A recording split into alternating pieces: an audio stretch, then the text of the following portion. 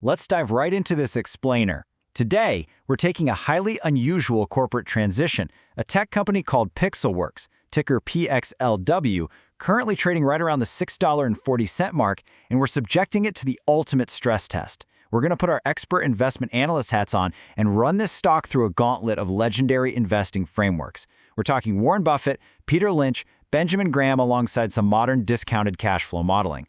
It's really the perfect case study because the underlying numbers we're dealing with today are absolutely wild. Here's the blueprint for our analysis. We'll start by unpacking the Pixelworks valuation anomaly itself. Then we'll run the numbers through the Warren Buffett lens, shift over to the Peter Lynch lens, and follow up with the strict Benjamin Graham lens. After the gurus, we'll build out our DCF and alternative valuations, before wrapping it all up with a synthesis and final verdict. So let's kick things off with Section 1, the Pixelworks valuation anomaly. Now consider this mathematical paradox for a second. Based on our source data from June 2026, Pixelworks was trading between $6.28 and $6.47 a share. That gives the company a total market capitalization of roughly $41 million. But as of March 2026, they had $57.8 million in cash and cash equivalents just sitting in the bank. They literally have significantly more cash on hand than the market says the entire company is worth.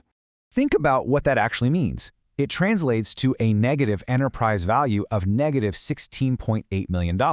Because they carry zero debt, when you take that $41 million market cap and subtract the $57.8 million in cash, you get negative 16.8. Wall Street is essentially valuing their operating licensing business at less than zero. To understand exactly how we got here and why this matters so much, we have to look at a massive recent divestiture.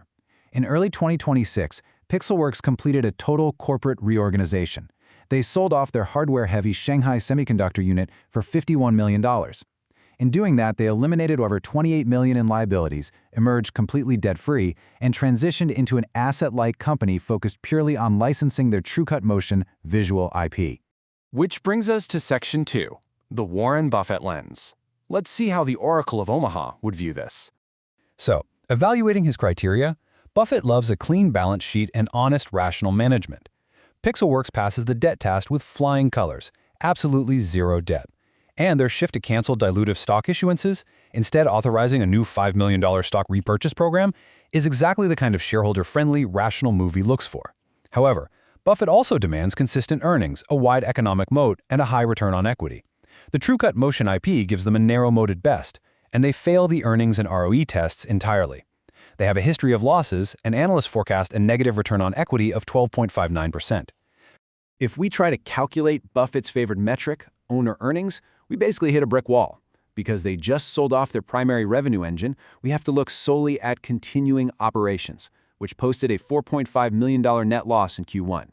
Even if we use management's forward guidance of a reduced $2 million quarterly operating expense against their tiny Q1 revenue base of $446,000, forward owner earnings are solidly negative. Buffett's verdict? Avoid. His required margin of safety isn't in the earnings. He'd sit this one out until they prove this licensing model can actually generate positive cash flow. Moving right along to Section 3, the Peter Lynch lens. Lynch always started his analysis by categorizing a stock to really grasp its narrative. Is it a slow grower, a stalwart, a fast grower, a cyclical? Well, the data brilliantly points to a classic asset play, combined with some serious elements of a turnaround story following their exit from hardware. An asset play is exactly what it sounds like. A company sitting on valuable assets, in this case, nearly $58 million in pure cash, that Wall Street has completely overlooked or undervalued. Running through the rest of the Lynch checklist, we obviously can't calculate a PEG ratio because the earnings are negative. But the balance sheet? Flawless.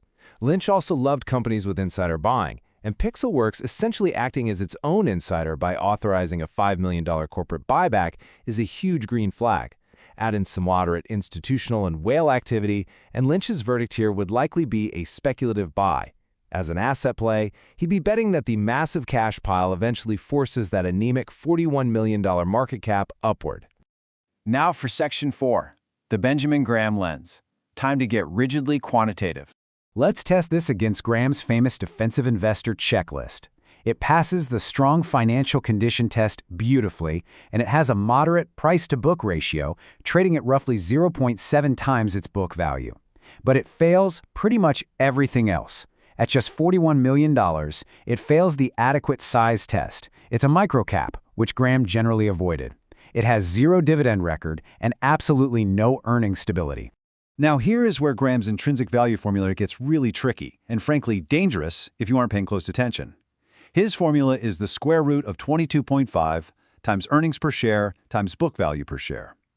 If you blindly plug in Q1's reported GAAP EPS of $12.69, the formula spits out a wildly inaccurate intrinsic value of over $50 a share. But as analysts, we have to look deeper than the headline numbers. That $12.69 EPS is a massive distortion caused entirely by the one-time $85 million gain from selling the Shanghai unit. Strip out that discontinued operation, and you reveal an underlying continuing loss of 72 cents per share. Because the underlying business has negative earnings, the intrinsic value formula completely breaks down. Graham's strict margin of safety rules would strictly forbid him from touching this. His true verdict is a firm reject. Let's move into Section 5, DCF and Alternative Valuations. Since historical metrics are completely skewed by the hardware business they just sold, we have to build our base case DCF on forward assumptions. We're projecting an annualized revenue base of maybe $1.8 million based on that Q1 figure. Management targets $2 million a quarter in OPEX, so that's $8 million a year. Even if we factor in about $1.5 million in annual interest income from their cash reserves, near-term free cash flow is highly negative. Running this over 5 forecast years with a 12% discount rate, or WACC, and a 3% terminal growth rate just models out a company slowly burning through its reserves. And if we run a sensitivity matrix, tweaking that WACC up to 14% or the terminal growth down to 2%, the story doesn't change. A standard DCF is just too speculative here. The fair value generated by this model essentially equals the cash they hold today, whittled down by the discounted cost of keeping the lights on over the next 5 years, hoping licensing revenues eventually scale up. So we have to rely on alternative models. A reverse DCF tells us that at a $41 million market cap, the market is pricing in perpetual negative growth and severe, unstoppable cash burn. But a sum of the parts approach is way more revealing. If you take their $57.8 million in cash and simply divide it by their 6.35 million basic shares outstanding, you get a pure cash value of about $9.10 per share. With the stock trading around $6.40, a sum of the parts model screams that the market is pricing in an absolute worst-case scenario. Finally, Section 6, Synthesis and Final Verdict. When we pull all these lenses together into a master summary, we see a massive clash of philosophies. Traditional earnings-based value investing rules from Buffett and Graham completely reject the stock because the standalone licensing business is tiny and losing money. Conversely, asset-based models, led by Peter Lynch's philosophy and our sum of the parts calculation, indicate the stock is severely undervalued, with a pure cash floor of roughly $9.10 a share. The ultimate takeaway here is that Pixelworks offers a highly asymmetric risk-reward profile. The strengths are undeniable: an unprecedented cash runway and completely debt-free status. The risks are equally glaring: an unproven standalone recurring revenue model and a starting revenue base of just $446,000. Your downside is heavily buffered by that mountain of cash, but the upside, that's entirely dependent on management proving their TrueCut Motion licensing actually works at scale. Because of this deep divide between asset value and operating reality, our blended final verdict at current prices is a hold for the prudent investor. Buffett wouldn't touch this until they show 3 solid years of positive ROE. Graham needs to see a positive basic EPS first. But Lynch, he'd say buy it right now, anywhere below that $9.10 pure cash value.